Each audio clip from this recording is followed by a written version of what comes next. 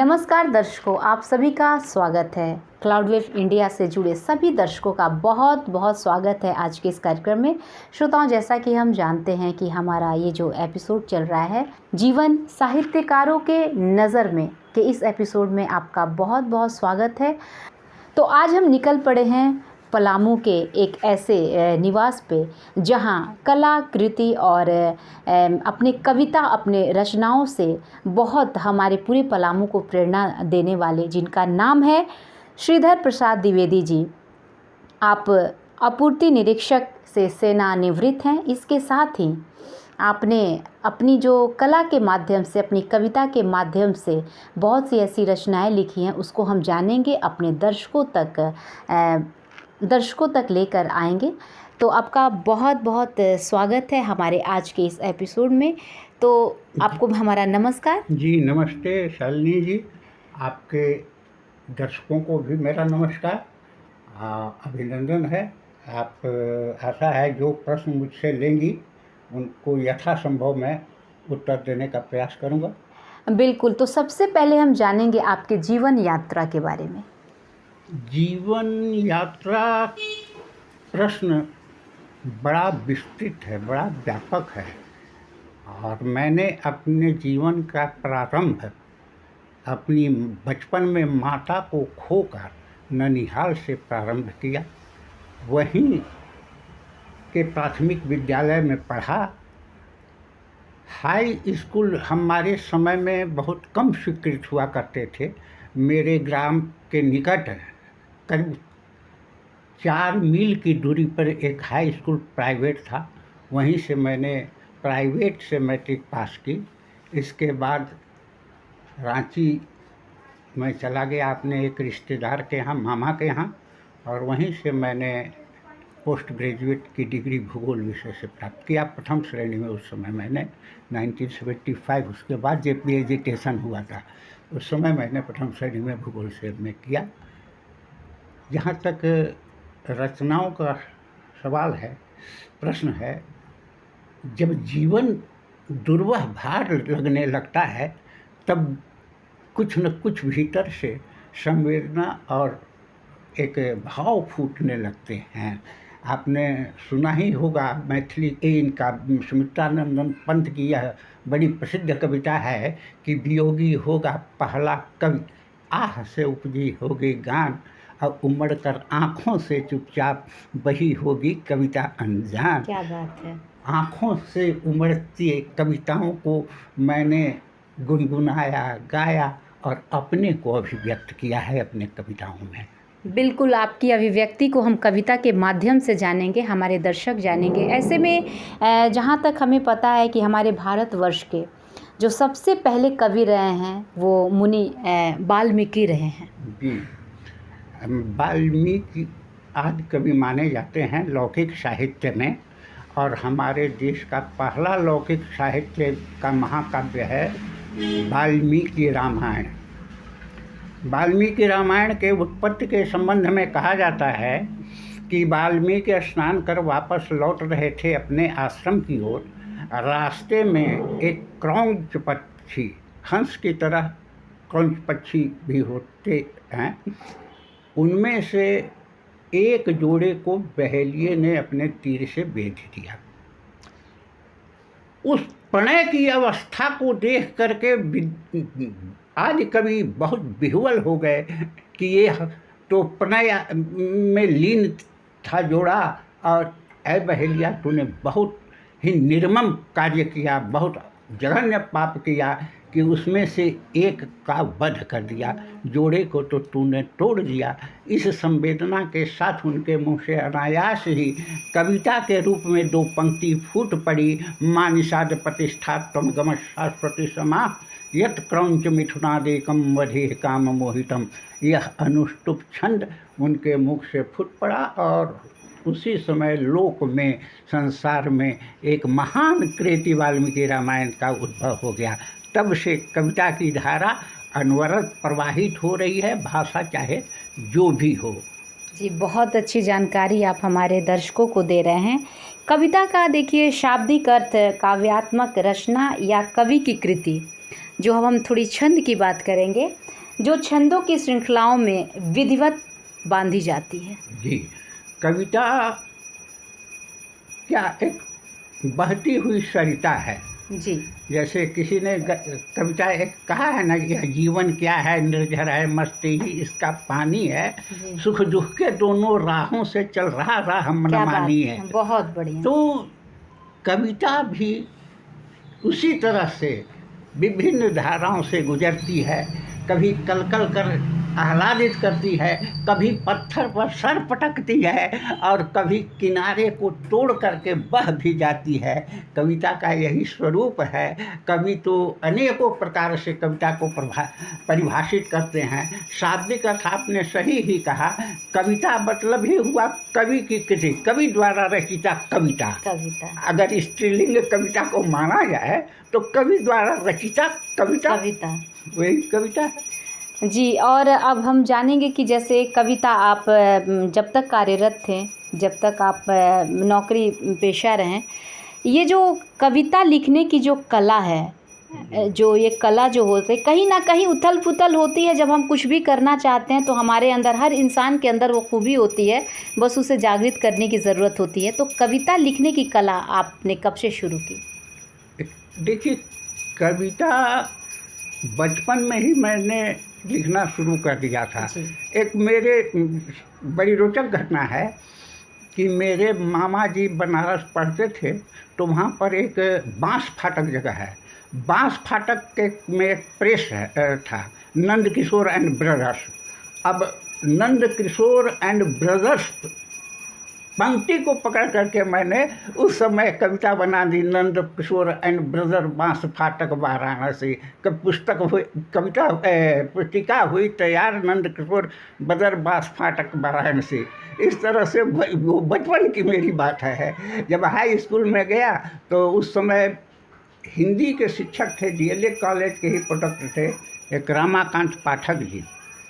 तो वो कुछ छंद मुक्त कविताएं लिखते थे, सुनाते थे। तो हमने छंद में उनको कविता सुनाना शुरू किया। तो रामचरितमानस से प्रेरित होकर मैंने चौपाइयों में और कुछ छंद में कविता विद्यालय में लोगों को सुनाया। तो सबने बड़ी प्रशंसा की है। लोग हमें कहने लगे कि अरे आप तो कवि जी हैं, कवि जी। तो उससे थोड़ा उत्साह भी बढ़ा कि चलो हम भी कविता लिख ले रहे हैं। बाद में कॉलेज जीवन में तो काफ़ी कविताएं लिखे और कॉलेज के मैगजीन वगैरह में प्रकाशित भी होती रहीं, लेकिन कोई पुस्तकाकार मैंने वो कविताएं संकलित नहीं रहीं। कोई पुस्तकार उस समय नहीं आया। मेरा पहला संकलन सेवानिवृत्ति के बाद 2016 में आया, कनेर के फूल नाम से, हाँ। जिसमें छंद युक्त और छंद मुक्त दोनों तरह की कविताएं हैं। जबकि उस कविता को देख करके लोगों ने कहा कि आपने बहुत तत्सम बहुल शब्दों का प्रयोग किया है। तो ऐसे में हम यहाँ जानना चाहेंगे कि जैसे कनेर के फूल हैं जो आपने लिखा है, कुछ उसके दोहें, कुछ उनके शब्द को यहाँ आप हमारे दर्शकों के बीच गुनगुना दें, उन शब्दों को रखें तो। पलामू जिले में ज़्यादा सूखा ग्रस्त जी समय व्यतीत किए हैं और यहाँ वृष्टि छाया में पलामू क्षेत्र पड़ता है, इसलिए अल्प वृष्टि होती है। तो अधिकतर जब सूखा आदमी देखता है तो दिल उस ओर, किसानों की ओर, किसान स्वयं भी हैं, तो पसीज जाता है। तो उस समय मैंने पहली कविता इस पर लिखी थी, हे व्योम सुनो अभ्यर्थन।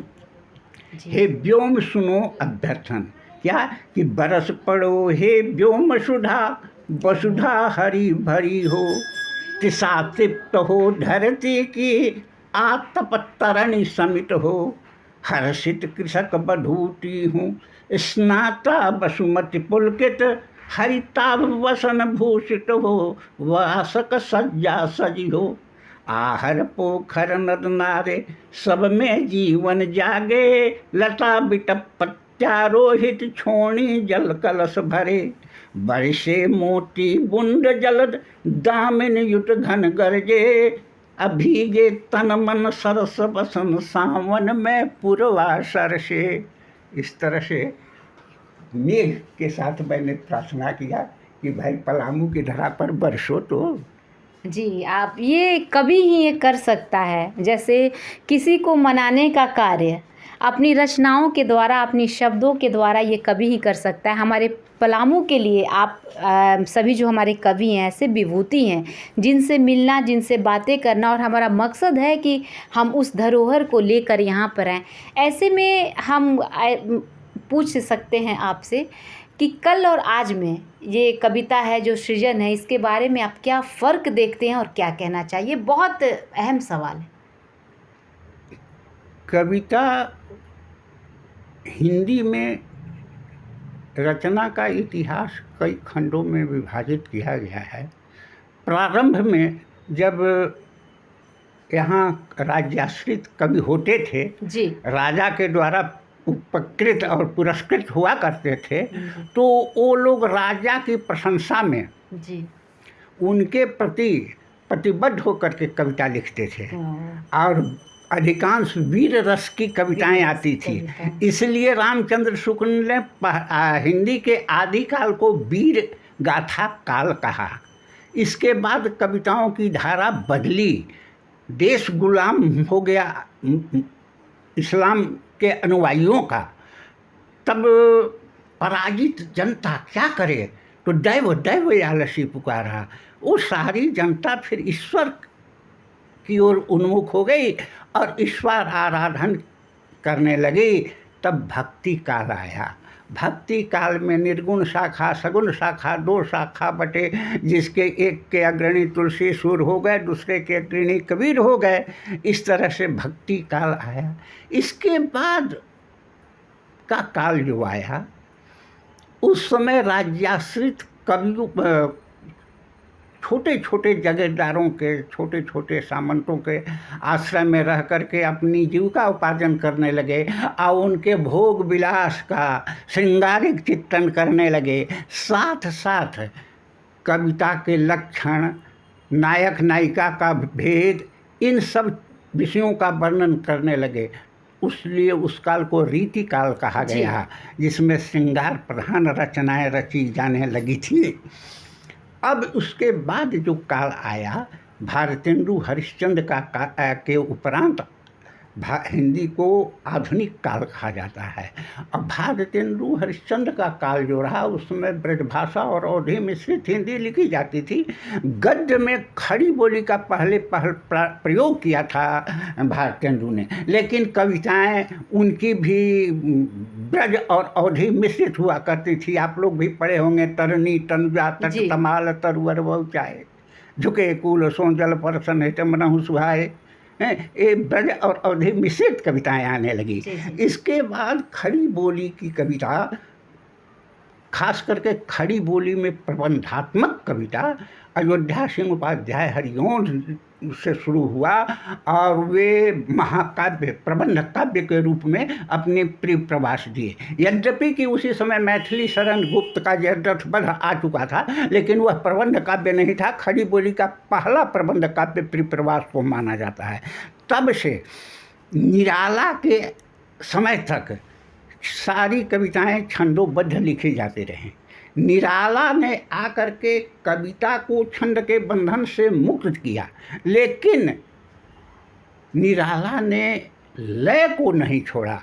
वह छंद मुक्त कविता भी है, लेकिन देखिए वह आता, 2 टूक कलेजे को करता, पछताता पथ पर आता, चल रहा लकुटिया टेक, मुट्ठी भर दाने को, मुँह फटी पुरानी झोली को फैलाता, 2 टूक कलेजे को करता, पछताता पथ पर आता। इसमें लयात्मक है यह कविता। सारी कविताएं उनकी इसी तरह की लयात्मक कविताएं हैं। लोगों ने उनके लय को नहीं पकड़ा। अब गद्य को 4 लाइन 3 लाइन लिख करके अगर 4 भाग 5 भाग में बांट दीजिए, वो भी एक कविता हो गई। आजकल इस तरह छंद मुक्त के नाम पर इस तरह की कविताएं लिखी जाने लगी। उन्हें लय से मतलब नहीं, उन्हें छंद से मतलब नहीं, ध्वनि से मतलब नहीं, केवल भाव व्यक्त करने के लिए वे कविता लिखते हैं। सर, जैसा कि आज आपके बारे में जानना था, आपके कविता के बारे में जानना था, और जैसे हम आपके निवास स्थल पर यानी घर के पास प्रवेश किए, तो सेवानिवृत्त एक आपूर्ति निरीक्षक तो आप हैं ही, साथ में जो ज्योतिषाचार्य का हमने बोर्ड देखा तो थोड़ी सी हमारी जेहन में जागरूकता हुई कि हम जाने कि ये तालमेल जो है, लिखते रहे हैं कविता संग्रह, उसके बारे में भी हम बात करेंगे। ये जो तालमेल जो बना ज्योतिषाचार्य का, ये कैसे हुआ? देखिए, कविता तो बचपन के संस्कारवश जागृत होते रहे और कविताएं लिखते गया मैं। ज्योतिष के संबंध में मेरा ये एक तो पारिवारिक संस्कारवश हम लोग कुछ ज्योतिष पढ़ते रहे हैं, और दूसरा कि ज्ञान अर्जन जितना हो सके, हमारे यहाँ ज्योतिष में भी यह एक सिद्धांत है कि आप इस जन्म में जितना ज्ञान अर्जन कर सकते हैं कर लीजिए, और वो पूर्ण ज्ञान की तो सीमा नहीं है जी, पूर्ण हो नहीं सकता है। लेकिन ज्योतिष यह बात बतलाता है कि आने वाले, हम लोग पुनर्जन्म में विश्वास करते हैं, हमारे भारतीय दर्शन का यह विश्वास है, आस्तिक दर्शन का, कि आत्मा अमर होती है, यह शरीर बदलता है और हम पुनर्जन्म करते हैं, मेरी आत्मा पुनः आती है।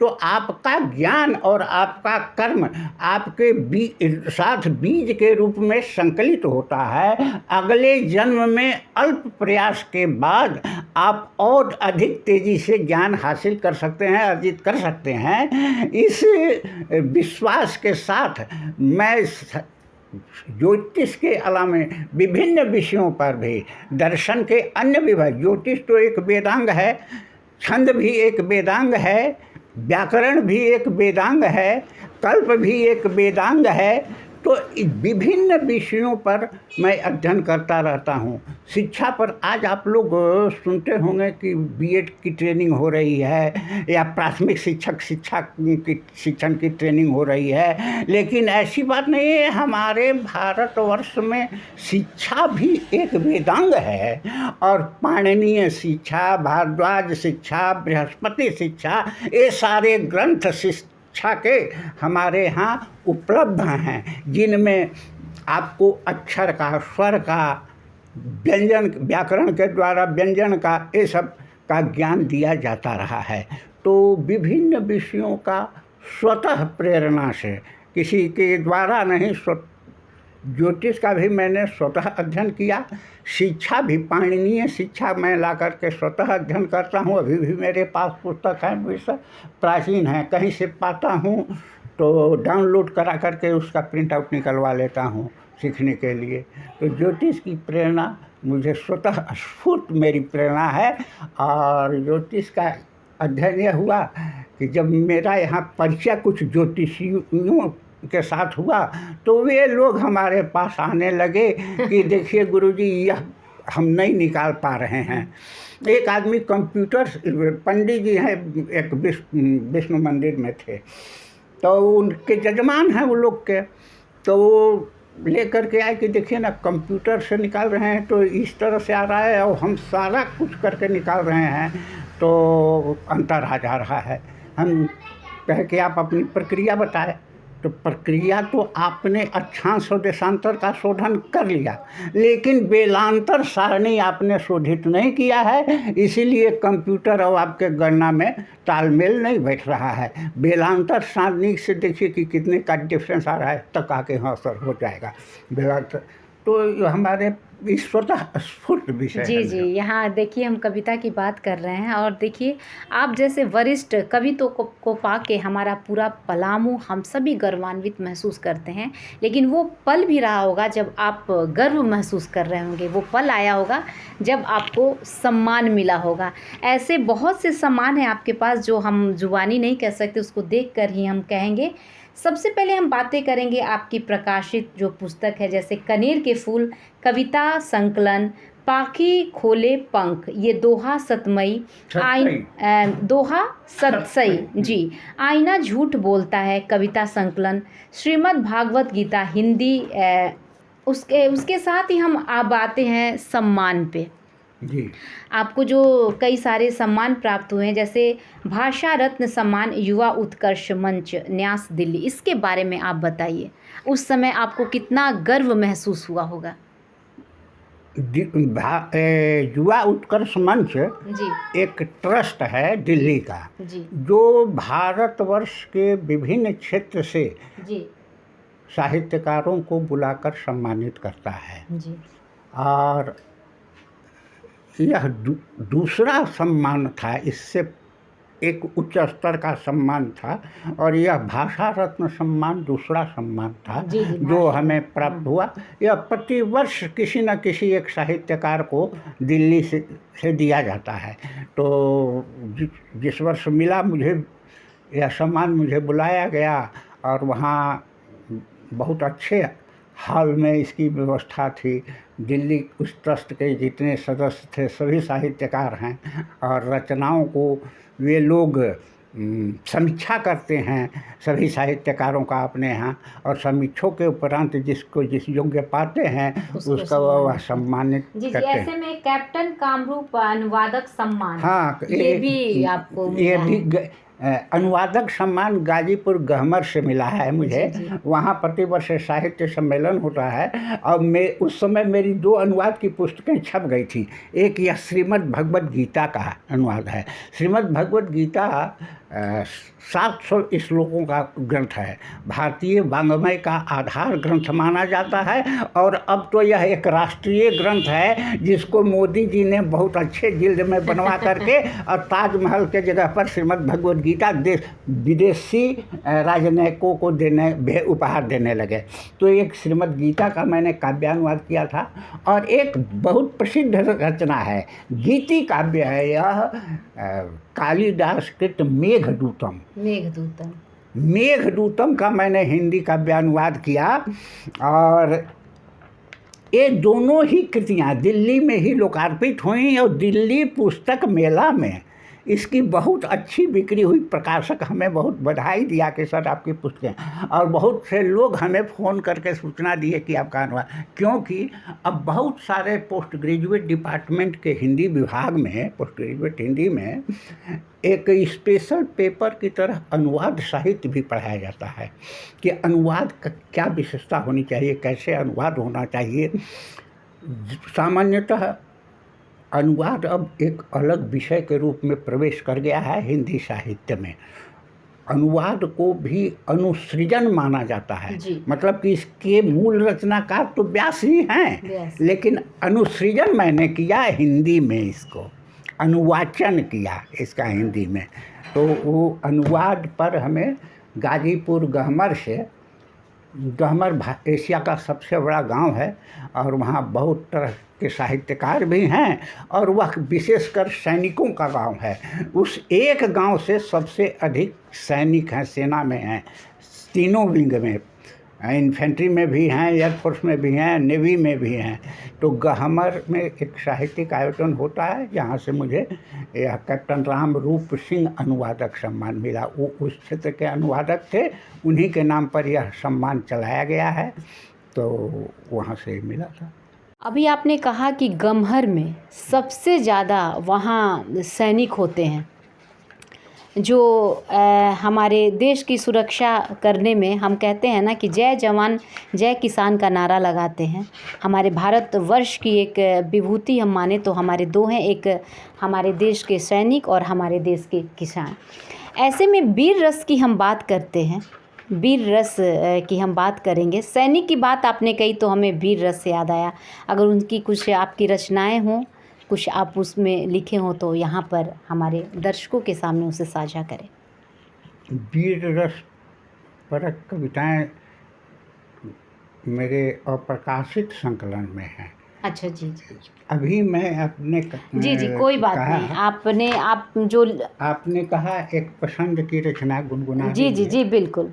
मुझे तो सबसे अधिक पसंद मेरा अपना गांव ही है। इस पर भी हम ये आपसे कहने वाले थे कि जब गांव में आप अपनी पिपरी पांडु पलामू, वहाँ के लोग भी बहुत खुश होंगे कि हमारे गांव में एक ऐसा कवि जो हमेशा सम्मान प्राप्त करता है, जो हमारे लिए लिखता है और हमें गौरव महसूस करवाता है। तो मैं अपने गांव पर ही एक कविता लिखा हूँ, वो आपको सुना दे रहा हूँ कि मेरे गांव के गिर कानन शोभित जैसे नंदन उपवन, सूखी सरिता के सैकत कन लगते यमुना के रेति रमन, केसर क्यारी से सजे खेत गेहूं खेमी जो चना सघन, बुढ़वा पीपल ही बंसी बट डल जिसके देते जूड़ पवन,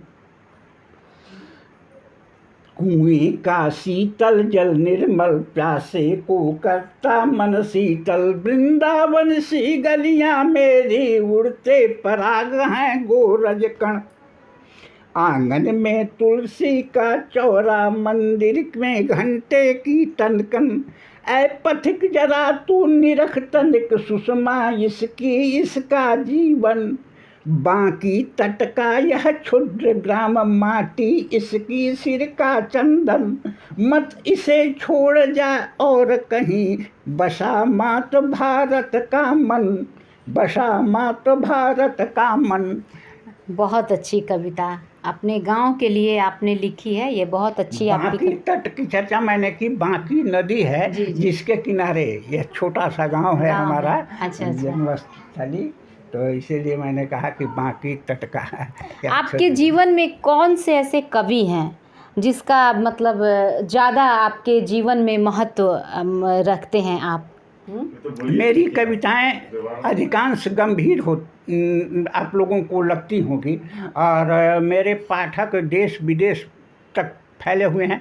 विदेशों से भी मुझे ऑनलाइन प्रमाण पत्र मिले हैं, छंदश्री सम्मान भी मिला है कई मंचों से।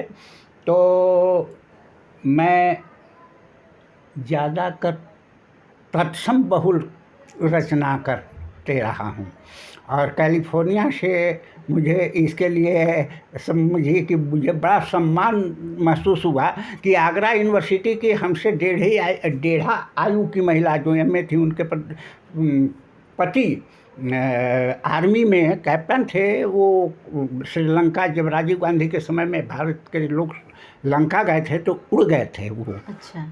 उनकी विधवा पत्नी कैलिफोर्निया में रहती थी, और वो मुझे फॉलो करती थी और कहती थी, गुरुदेव आपकी रचनाओं से मुझे हिंदी सीखने की प्रेरणा मिलती है, मैं डिक्शनरी खोल करके उसका अर्थ देखता हूँ।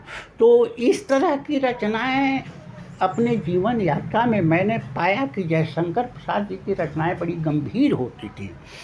जयशंकर प्रसाद जी को मैंने खूब पढ़ा और उनसे अनुप्रेरित होकर के उनके तरह की रचना लिखने का प्रयास करने लगा। ये मेरे सबसे पहले पसंदीदा कवि हैं जयशंकर प्रसाद जी। जी, हम यही जानना चाहते हैं कि प्रेरणा आपकी जो आई उनके कविता से और आपकी लेखनी भी शुरू हुई। जैसा कहा कि आपने कि मैं बहुत गंभीर बातों को लिखता हूँ और जानता हूँ।